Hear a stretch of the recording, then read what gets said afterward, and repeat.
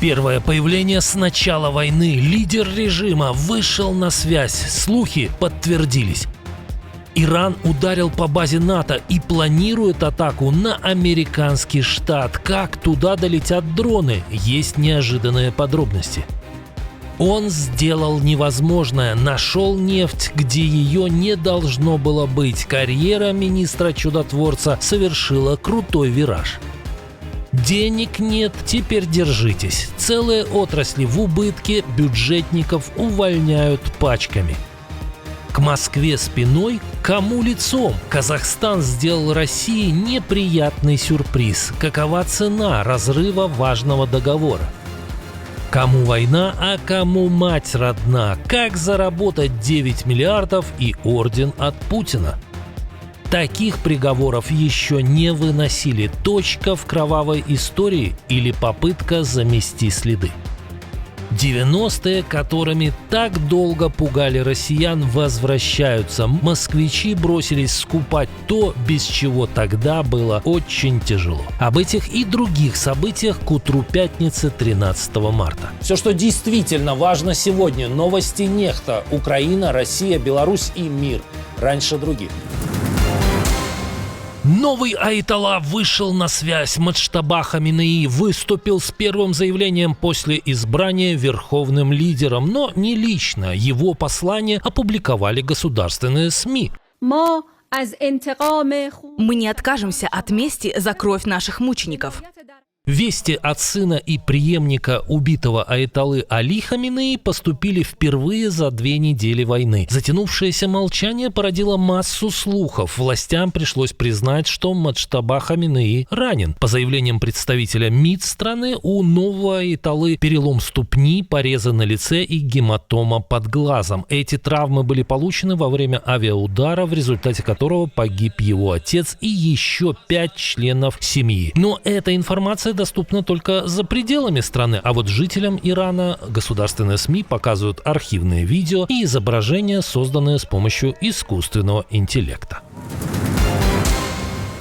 Иран ударил еще по одной стране-члену НАТО. Министерство обороны Италии сообщило о ракетной атаке на свою военную базу в Эрбиле, в столице автономного Курдистана на северо-востоке Ирака. По заявлению ведомства, среди итальянского персонала жертв и раненых нет. Военнослужащие успели укрыться после предупреждения о воздушной угрозе. В результате удара был уничтожен автомобиль, сообщают источники Reuters. Первоначально сообщалось о ракете, но позже источники заявили агентству, что это был беспилотник. Рим не обвиняет Иран напрямую, заявляя, что база могла не быть целью, а дрон ударил по ней в результате потери высоты.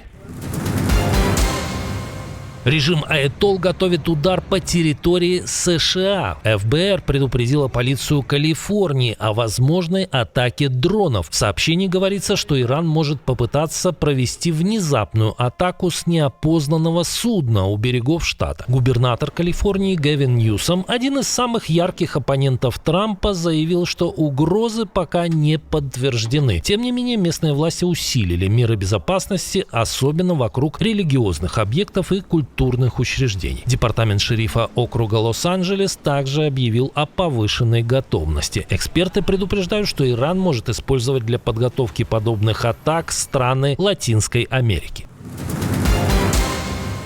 Иранские дроны снова атаковали Дубай. Снова целями выбраны гражданские объекты. В результате был поврежден ряд высотных зданий. Как минимум в одном случае возник пожар, который, правда, удалось быстро потушить. Жертв и пострадавших не было. Атаки привели к кратковременному приостановлению работы аэропортов в Дубае и Эр-Рияде.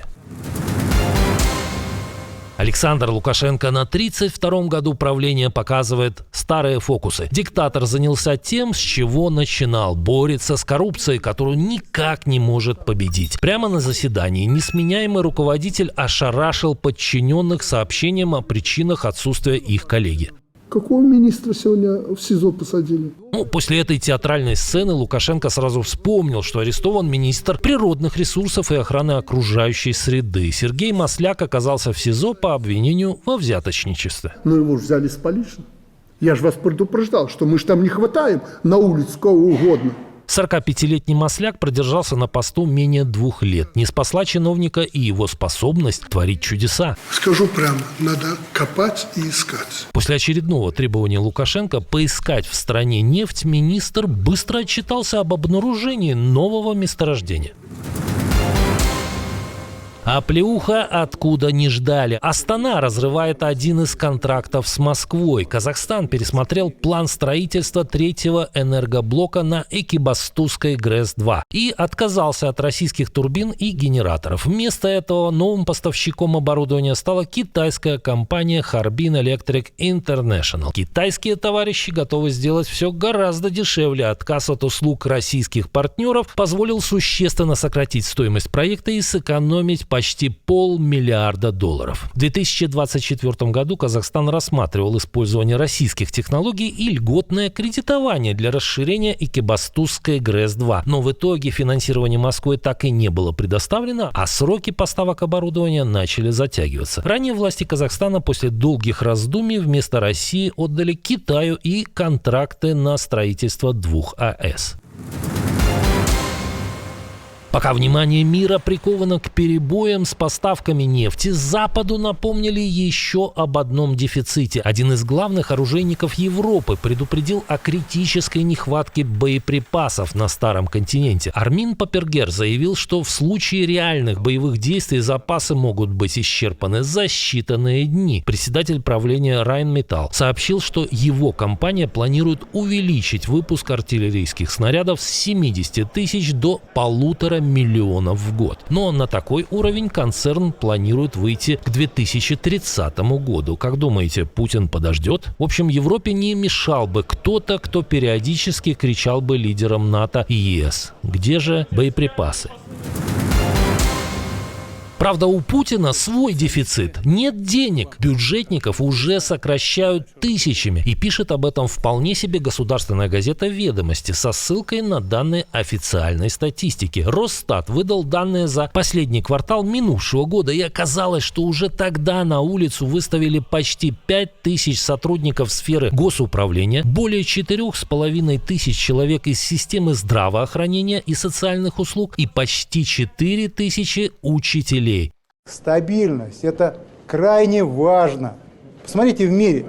Напряженность, турбуленция, взрывы.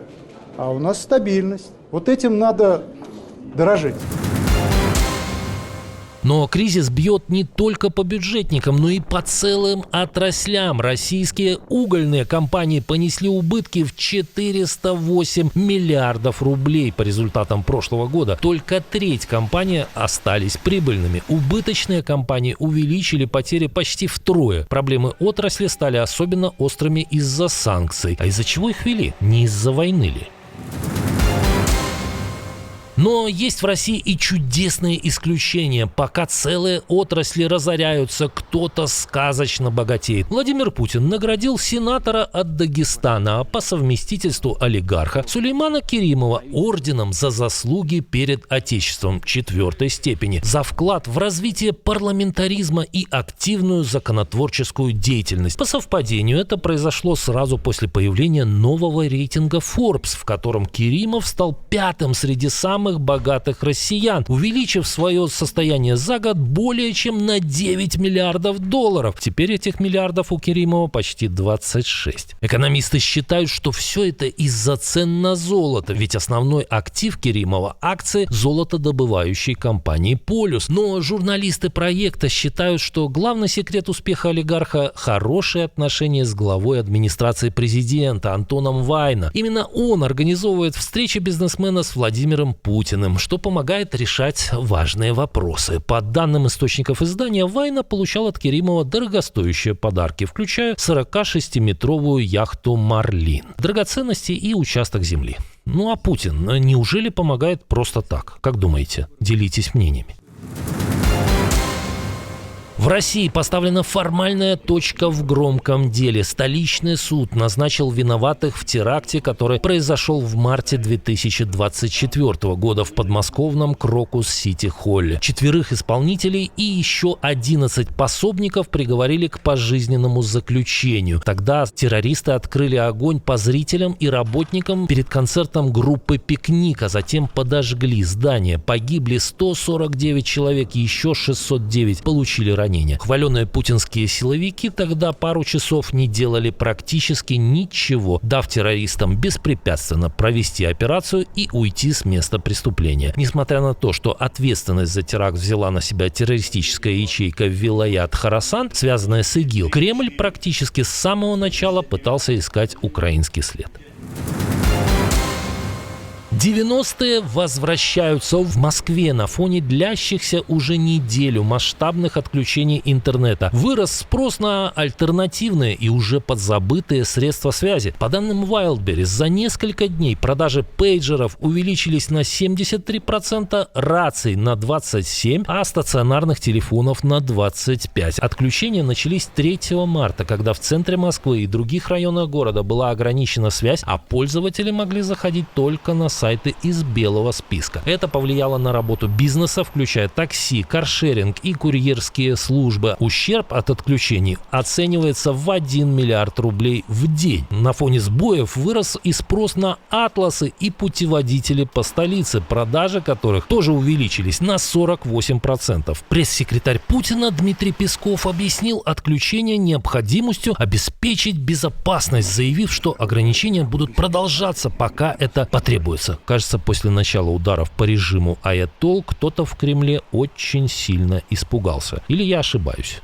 Танкеры взлетают на воздух, а вместе с ними и цены до небес. Трамп объявил победу, но разведка США с ним не согласна. Посланник Путина светится от счастья после визита в Америку. В одной из воюющих стран признали гибель генерала, а в другой генерал таинственно исчез. Об этом мы рассказывали в прошлом выпуске. Посмотрите, если еще не видели. Увидимся уже вечером.